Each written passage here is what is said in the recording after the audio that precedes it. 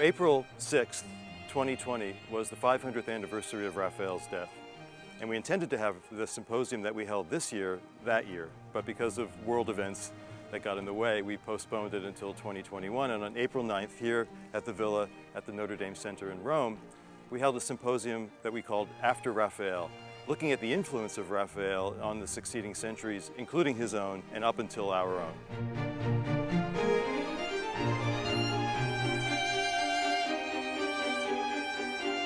We're now here in front of the house that Raphael would have built for himself at the end of his life. It's in a way where Raphael's story ends. It's where my project that I presented actually began. And it gives us, I think, a way of bridging the past and the present by talking about a project that might have been, and one that leads into a discussion about Raphael, not only as an artist, but as an architect. Raphael's house seems very ambitious. So the question is, what does Raphael's idea of the house for himself tell us about Raphael's idea of himself? If Raphael wanted to live on this street, it means he had huge ambitions, because up to about 1517, everybody on this street was a cardinal, or at least a noble person in these enormous palazzi. After 1517, Pope Leo X was short for money, and he started renting out smaller plots to get quick cash. And I wonder whether Raphael's buying at that moment because suddenly it's affordable to him. In that case, it means that he's taking also a leaf from the book of his patron Agostino Chigi, who put his house in the middle of the street on the opposite side of the river, where all of his neighbors are cardinals. And so this is the moment when Raphael's working a lot with Chigi, and I think he sees social strictures falling down around them, because what we're getting is an entrepreneurial Rome replacing the old baronial Rome. Well, there was also talk of making Raphael a cardinal, so he would have maybe fit right in. And you know, what are the three most important things in real estate? Location, location, location. So it's all about where you are. Now, his palace was also supposed to have shops on the ground floor, so he wasn't creating the kind of noble palace that disdained the commerce on the ground floor that, you know, would suggest like the Palazzo Farnese, which suggested a kind of status that didn't need to make money. He didn't mind, you know, having a little bit of rental income on the ground floor. He also, though, it seems that the Palazzo was supposed to have a colossal order, which is a pretty radical thing to do. Then doing an order at all is so much something that he's doing, and he's doing it right out of his studies of Vitruvius, who uses a colossal order. And this word order is a word that Raphael himself imposes on classical columns. So we use it naturally today, but that's only been in the vocabulary since Raphael's work on Vitruvius in 1519. So what he's doing is reading Vitruvius, digesting it, and putting it into modern practice. Right. Well, and also, and he not just on the Via Giulia, those orders, the order would have wrapped the whole building. And it wasn't just one palace. The big palace was on the Via Giulia. On the backside of this, which was really a kind of an isola, an island, on the backside was a smaller palace plugged in, and no one really knows who that was for, but you might like to think it was for his favorite assistant, who was Giulio Romano. So what does that say, maybe, if it was Giulio Romano, about Raphael and Giulio? Then if that double portrait is really the two of them, which sounds plausible to me, it's giving Giulio Romano, who's presumably not from an exalted background, and so it gives him a leg up in the real estate market, because what they're also doing in this period, and only in this period, do you start getting wild speculation in real estate. So Tommaso Inghirami, who's Raphael's friend that he painted into the School of Athens and did his own portrait, and Inghirami's got properties down the street that he's buying and selling as if it's the stock market. So this was the Bitcoin of the late 15 teens. So we have in a way a portrait of Raphael with this building. I mean, his sense of himself, I mean, his sense of his status, his sense of his relationship to Vitruvius and antiquity, his relationship with his preferred assistant, and with essentially his clients, and he was in a way saying, I'm like my clients. I mean, essentially my patrons and I are on the same level. Yeah, which is really a radical change. It's a phenomenon that we'll see again, really almost improved upon, duplicated in some ways in Rubens, because in Giorgio Vasari before that. So Vasari is somebody who comes from working class background, but his father knows to give him an education.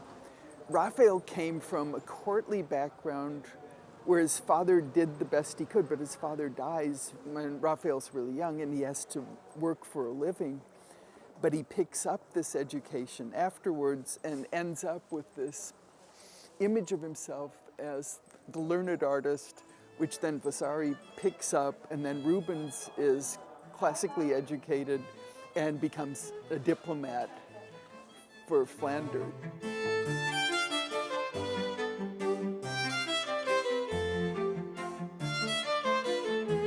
One of the things before we talk about Vasari is that we have to know the importance in his entire life of the concept of disegno, which means drawing, planning. A disegno is something that Machiavelli has people cooking up. It means draftsmanship, it means design. So it's one of those untranslatable words like ingenio, which means wit, invention, talent, all of this. And what we see here is Vasari's painting of St. Luke, painting the Madonna in an act of disegno.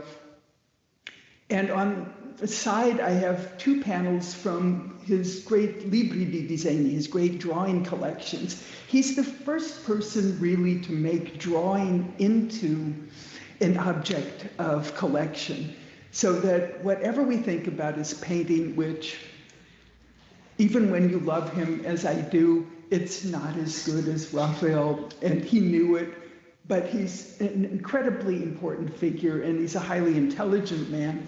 Furthermore, he always finished the job on time, and I think that's one of his reasons for success.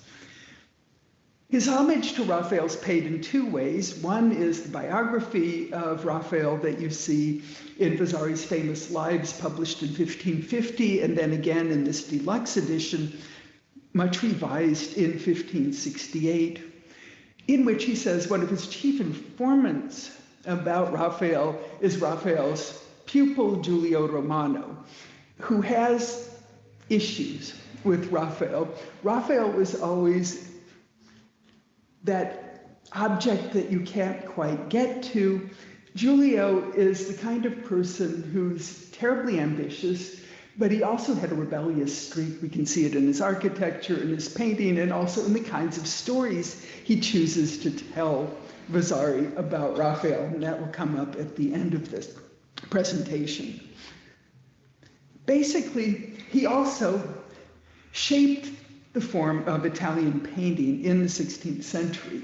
And here you can see how Vasari tries to make a middle ground between Michelangelo, you can see him with the Last Judgment in the Sistine Chapel ceiling on the left, and Raphael, especially late Raphael, where you can see the Madonna della Perla on the right, and then down below, the dog and cat from one of the Sistine Chapel tapestries, because you can see that there's a very nice dog portrait in this Rimini adoration of the Magi that Vasari's done. And so he's taking the monumentality and the wild colors from Michelangelo, and especially, as he says over and over and over throughout his lives of the artists, disegno, the uncompromising devotion to drawing that Michelangelo had.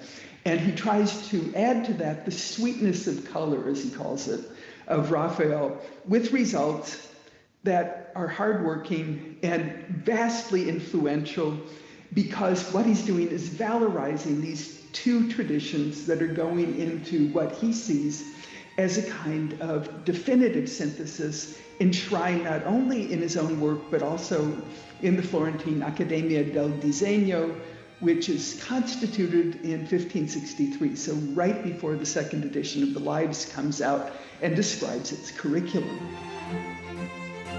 In a sense, you know, Raphael is an influential artist and an architect, and we tend to underestimate his influence as an artist and an architect. But we also have to remember that he was an influential image of an artist, that he changed the way artists and architects were perceived.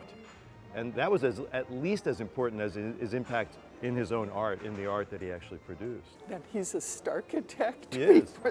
Avant la lettre, yes. And I think what he does with art becomes so definitive that we don't even notice that he's invented it, because what happens in Baroque art is so much built on a foundation that Raphael starts. So Caravaggio with those darks and lights and contrasts, that's right out of Raphael. And I'm convinced that he starts it after he sees Late Raphael. Raphael, exactly. And Bernini is a great lover of Raphael. I mean, a great admirer. He talks about when he's in France. He constantly is referring to Raphael in glowing terms. He's actually critical of Michelangelo, but he has nothing bad to say about Raphael. It was interesting with Professor Olivier Bonfay from the University of Burgundy to hear about the influence of Raphael in the French academic tradition, because it was by no means straightforward. Raphael was contested in the 17th century and even into the 18th century, and his influence sort of waxes and wanes over those centuries. So there are artists like Poussin, who's very devoted to Raphael. He was at the same time in a condition in Paris where there was a kind of a taste that was maybe less oriented towards Raphael. So Poussin's impact wasn't actually all that strong and immediate. So Olivier gave us a very interesting perspective on how complex Raphael's impact was in France.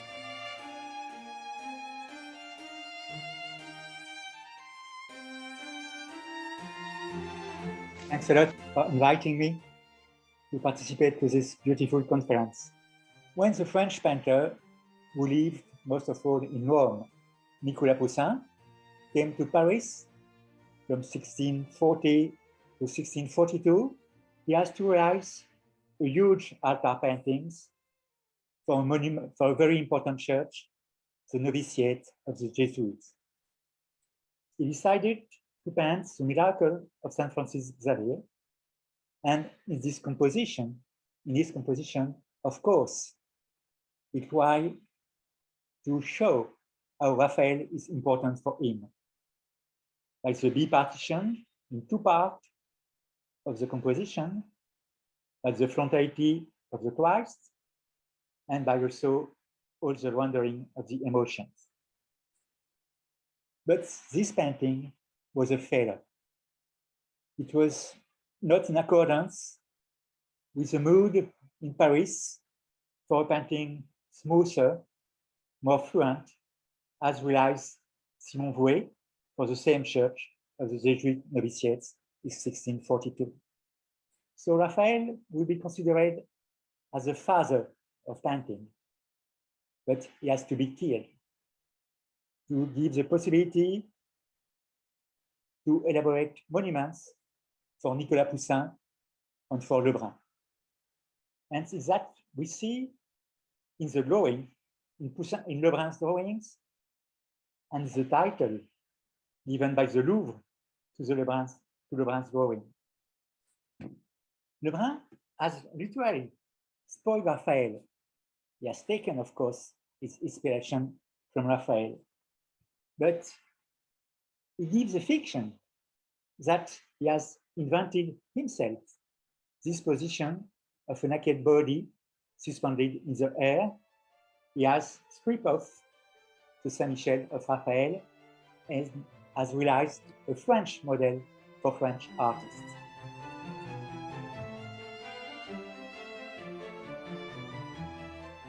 As we're now walking just past Palazzo Sacchetti, we see Raphael's, in a way, collaborator. Antonio da San Gallo, the younger, works with him on the Villa Madama, and he's more than a draftsman. He's sort of a professional consultant or advisor. Farnese are an ancient baronial family, and so they can afford the appearance of charity to all.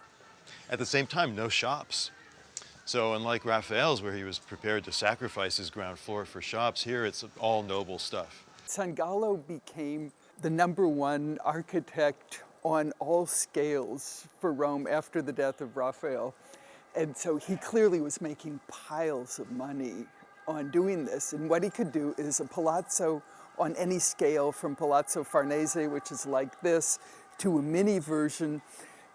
He had a little toolkit of tricks that he used, and so he could recombine them all the time. They all looked very elegant, they looked antique. He too tried to translate Vitruvius, again coming up through the working class. The bricks are big, they're coarse.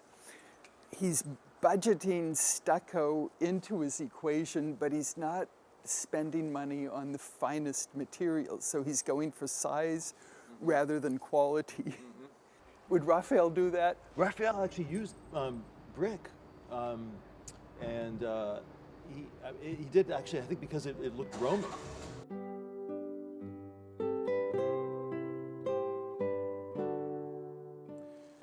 With Adriano Aimonino, we had the perspective of the English, or really the British tradition, and really the invention of the academy in England in the 18th century, whereas France had really developed their academy in the middle of the 17th century in Paris. And in England, it was much more about securing copies of Raphael's paintings and really a kind of almost a reverence for Raphael that was unquestioned, apart from Hogarth, who took a contrary position. So again, we heard a bit about the contested role of Raphael and the opinion of Raphael, his kind of valorization, and the critique of that maybe sometimes excessive reverence for Raphael.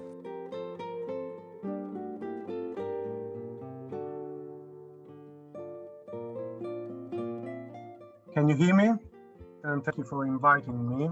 Nicolas Poussin, the most important producer of reproductive engravings in the early 18th century after the death of Gérard d'Audran in 1703, Nicolas Poussin is summoned from Rome, whether he had already published Raphael and the Antique widely. He is the great product of the French and Italian academic system at the beginning of the 18th century, in a way. He is summoned to England exactly in order to produce and disseminate in a Roman manner the cartoons of Raphael. He arrives in 1711, and this is a crucial turning point for the arts in Britain. Why? Because in 1711 he starts producing this set of engravings with an army of French engravers who had come with him to London in order to complete this enterprise. The enterprise will be finished in 1719, but also in 1711, the great Queen Street Academy, the most important of the early art academies of Britain in the 18th century, is established, and Dorigny is made one of its first directors. With the arrival of Dorigny and his pupils, you have the establishment of a national school of engraving, in a way, because they train the local school, and many of these pupils will reproduce the Raphael cartoons. So it's exponential in that sense. And third, Dorigny, being one of the directors of the great Queen Street Academy, he will start using the prints, his drawings from the Raphael cartoons, hands, feet, eyes, heads, etc., as teaching tools within the academy. So you have, in a way, the creation of a centrality of the Raphael cartoons for pedagogical principles within the artistic training in England. In the same period, and I will not bore you with the innumerable different academies that will be established in Britain in the first half of the 18th century, very often fighting against each other, with secessions, with competitions, etc. And also the other great episode that should be mentioned, very interesting from a cultural point of view rather than the aesthetical results, if I may say so, are the large-scale, life-size copies of the cartoons produced by the most important late Baroque artist of England, Sir James Thornhill, the King's artist, who between 1729 and 1731 will produce 3 different sets of copies oil on canvas. among which this life-size series is now at the Royal Academy because it was bequeathed in 1800. But Thornhill himself had an academy at his house in Covent Garden and clearly used these copies and also more than 250 tracing and details that he drew from Raphael cartoons in order to teach composition, proportion, design, chiaroscuro, and especially expression to a new generation of British artists. So really, let's say in the first 40 years of this difficult path of formation of a new art world, Raphael cartoons, among other resources, but certainly Raphael cartoons, hold a central founding position in this emerging new art world and art school. In order to provide young students with good old masters in the academic Roman manner to copy within the system put together by the Society of Artists, the first Duke of Northumberland, a member of the Society of Artists like the Duke of Richmond, opened a Northumberland House. This is basically in front of the National Gallery. We're on the south side of Trafalgar Square, and this is the beginning of the Strand. Northumberland House was demolished in 1874, but all the institutions that I mentioned, the Duke of Richmond Gallery, Northumberland House, the Society of Artists, and Martin Lay's Academy, were all very close to each other around Northumberland House. And on the back of the house, in 1757, so exactly in those years when the society is trying to organize the system for artistic education based on Italian and French, but especially Roman standards, he opened this gigantic gallery ballroom and he displayed these life-size copies commissioned thanks to the help of Horace Mann in Florence and Cardinal Albani in Rome. He commissioned to Mengs, Batoni, Agostino Masucci, and Placido Costanzi, he commissioned a school of Raphael. So you would have had, of course, the School of Athens in the middle, the Council of the God, and the Feast of the God by Raphael from the Farnesina. And then you would have had, of course, the Aurora by Guido Reni. And where we are, you would have seen the Triumph of Bacchus and Ariadnes by Carracci in the Galleria Farnese.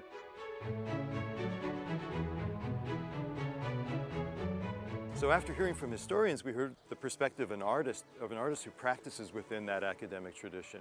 Jeffrey Mims, who has his own academy in North Carolina in the United States, sees himself and very much is an heir to the academic tradition that continued from the 18th century into the 19th and the 20th century. And it's a tradition wherein Raphael was really fundamental. It became almost more integral and foundational to the academic tradition in the 19th century in France than he might have been even in previous centuries. And Jeffrey has his students making copies of Raphael's from the Stanza della Segnatura in ways that are very careful, precise, meticulous, and you might almost even say devotional in their respect for Raphael's work.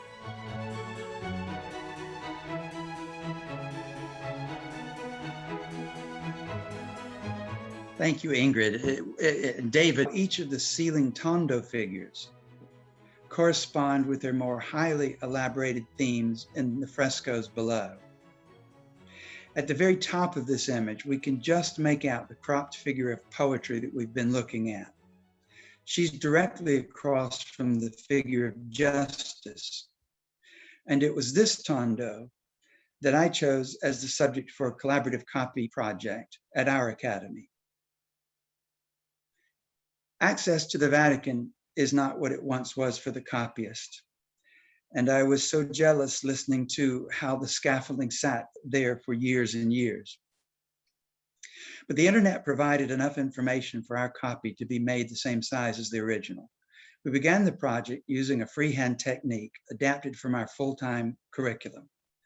Once the correct relationships of shapes had been established, detailed sections were then modeled up to a fairly high degree of finish using charcoal heightened with white chalk. Next, the shadow contours were outlined in red chalk and the excess charcoal vacuumed off before the underpainting began. Here we can just see the arm of the justice figure ready to receive the green underpainting, or verdaccio in Italian. and so on until the entire charcoal drawing had been replaced with the underpainting and ready for the final layers of color. As a teaching tool, certain areas of our Raphael copy were intentionally left unfinished to document the technical process. For those of us who view the legacy of art not as a locked vault of treasures, but as a guide to new possibilities, there's no substitute for the tradition of copying.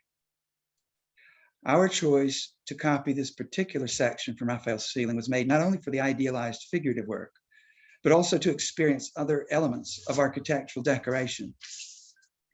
In copying the ornamental border, for instance, there were lessons about alternating patterns, the geometry involved for correct spacing of these patterns, use of complementary colors, trompe-l'oeil effects, and then the exaggerations required for all these relationships to carry correctly at a distance. How everything's affected again by the addition of gold leaf. Rosettes were modeled, cast, and attached to the axis points of the border. Lessons which we later adapted for use in our own library ceiling.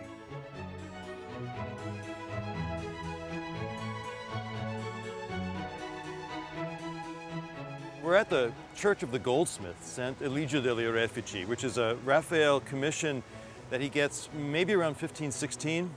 It's completed up to and through the drum just a couple of years after Raphael's death, so certainly at least the body of the church up to the dome is the project of Raphael. And after, he's already done some architecture at this point in his career.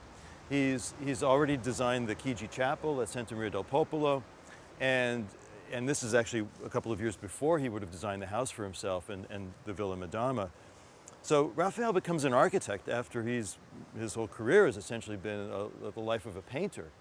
And the question I think a lot of people don't quite understand is how is it that somebody who's essentially an artist, a painter, could take on the role of architect and be given commissions of enormous scale sometimes with almost no practical experience?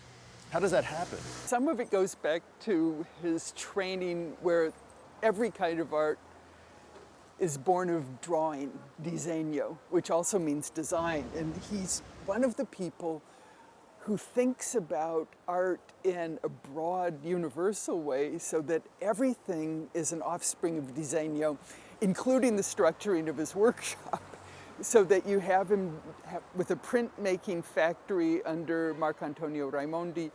He's painting, he's drawing.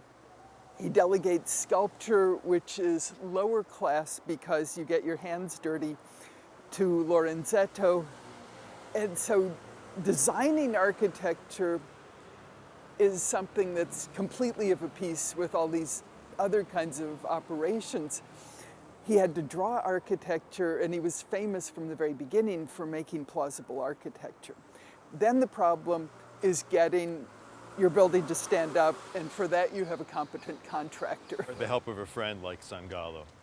And I think one of the critical things about drawing for painters was they had to know how to create the illusion of space.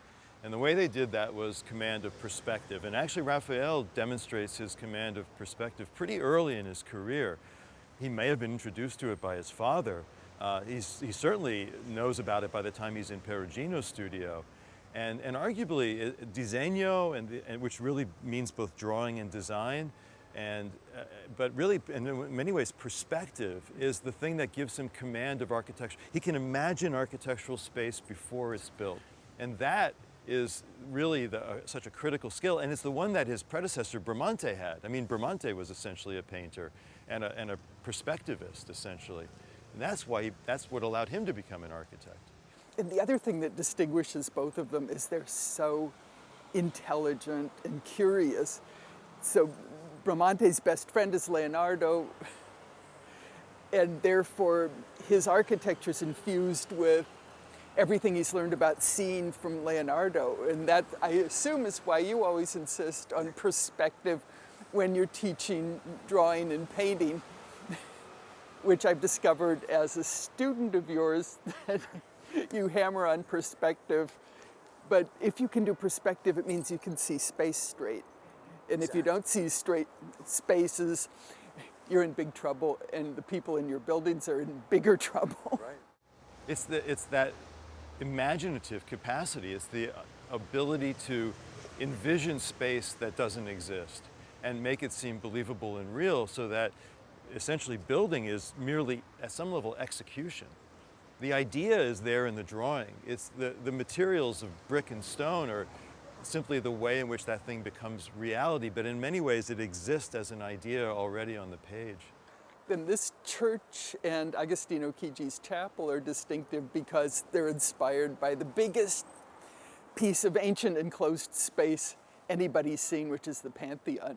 And so here what you have is a budget Pantheon for people of the artisanal class. You know, they're working with gold, which means that they're not subsistence workers, but they're not able to afford gold themselves. And so what you get is a mini budget Pantheon, and you save on the detailing. So you hope that the dramatic lines will make up for the lack of carving, detailing the individual pieces. And the last bit that I think is worth calling attention to, because Raphael is a sophisticated architect who actually solves practical problems. His house on the Via Giulia was on an awkwardly shaped site, and he resolves it beautifully so that all the rooms inside are regular. And here he has to add the little università, as they would call it in Rome, the collegio, or you might call it the guild hall of the goldsmiths. And it's this little bit of urban fabric that's plugged onto the church and actually resolves the orientation of an old street. So where we're standing now, there were buildings that existed until the building of the Lungotevere in the late 19th century. So Raphael sets this perfect little church on a slightly awkwardly shaped site and uses the collegio, the università building, to resolve the geometry and still weaves it into the building. It's actually of a piece with the building. Its little cornice basically aligns with the capitals of the lower pilaster order. And so it's kind of stitched together. It's not a throwaway. It's actually an integral part of the problem and a solution to the urban condition that's really subtle and elegant and in perfect Raphael manner, effortless. It doesn't look like he tried too hard. He probably Didn't, right? Exactly. He didn't. That's why we love him and hate him. Why Michelangelo really hated him. Exactly.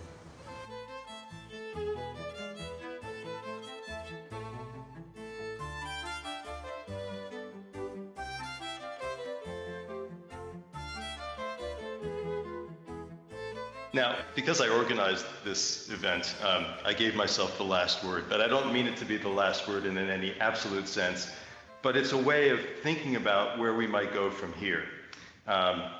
So after Raphael is a question about the future as much as it is about the past. And the future of Raphael hangs on, for me, one question in particular: which Raphael? Or whose Raphael? And that's a question to which I'll return at the end. To an extent, we've already heard about how different the answers to that question can actually be. I designed an imaginary project or an Academy for Raphael Studies. That is, the drawing that you see here is the analytique of that project, and I will explain a bit of it in the next couple of slides. And it's meant to be a model of what I'm proposing or advocating, and in a way a metaphor. It's an example of what it's essentially advocating. Now, in many ways, the genesis for this, for me, came from the plan that Raphael proposed for a house for himself on the Via Giulia. And that plan, which is so sophisticated, and Ingrid just said we haven't really talked about architecture, but I think it's incumbent on me as the architect here to do that. This house of Raphael's, which is designed just before he dies, and it's never realized, for a site on the Via Giulia, is actually not one house, but it's in fact two. There's a larger palazzo entered from the bottom in this plan, which would be on the Via Giulia.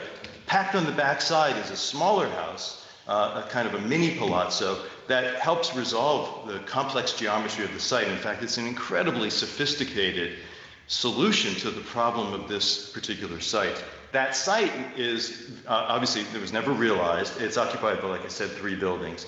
But that whole area, as you see in the Catasto plan to the right, has been radically transformed and arguably fragmented and ruined by the imposition first of the Corso Vittorio Emanuele, coming from the Ponte Vittorio Emanuele in the 19th century, late 19th century. And then from the left is the Ponte Principe Amedeo from the 20th century, which sponsors the Via Acciaioli. And the intersection of those 2 streets essentially dissolved and fragmented what fabric there was there. And so my project actually begins with an urban infill project to essentially repair the damage to the site by infilling all the missing bits and reestablishing the texture. But I also then focused on the palazzo for the Raphael Academy, and here it is in the lower left, shown at the orientation in the site plan, and then it'll come up in the orientation onto the sheet where we can see it on the left, the piano, the ground floor, the piano nobile in the middle, and the second floor on the right. Beyond the architecture, the project integrates painting, sculpture, and architecture to create a complex iconographic program that illustrates this idea of the formation of an artist from imitation to emulation to invention. So, beginning with imitation, from Raphael's Santa Cecilia altarpiece that's in Bologna, I took the figure of St. Paul, and he's now inserted into that niche at the top of that small bit of the facade in the Analytique on the right. That figure is oriented towards people who will be moving under the loggia or down Via Paola to the Ponte San Angelo. So it's an iconographic reference, but it's also an example of imitation, albeit painting transformed into sculpture. Below that figure is a panel with a fresco that contains Madonna and Child, which is my exercise in emulation of Raphael's compositions of Madonnas and Child. So there's in fact an oil painting on the left, and I inserted it into the drawing as a fresco. And then finally, with respect to invention, in the upper right of the Analytique is a roundel that is meant to be a ceiling painting in the central Salone. And it is obviously inspired by Raphael's painting of the 3 Graces from the Villa Farnesina. But it doesn't in fact represent the 3 Graces. It actually represents grace uniting theory and practice. And that, for me, is in a way the essence of Raphael's achievement. And it's a subject to which I'm now going to turn, and we're going to leave that project. And finally, the privileging of invention. And the thing that I think we can recover that we've lost sense of because of the kind of way in which Raphael has been celebrated for so long is his sense of adventure, his sense of risk-taking, experimentation. He was sort of always operating at the edge of his abilities and as Ingrid said, a kind of vacuum absorbing information and intellectual information, but also artistic information. And so he was constantly pushing the envelope. There were some who would say he went too far sometimes, especially in the fire in the Borgo, where he may have overstepped aspects of decorum, but for him, those were all in the service of the narrative. And if they served the narrative, you could actually violate the decorum of grace.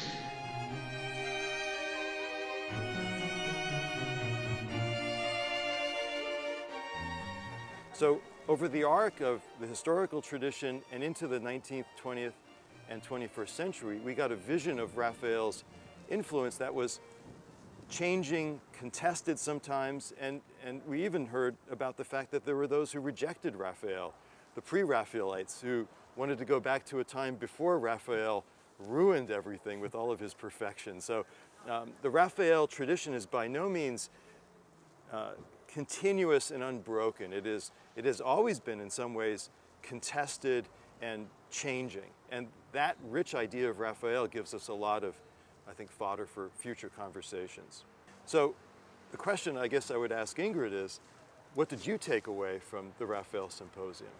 He's almost a stealth influence because he's shaped almost everything.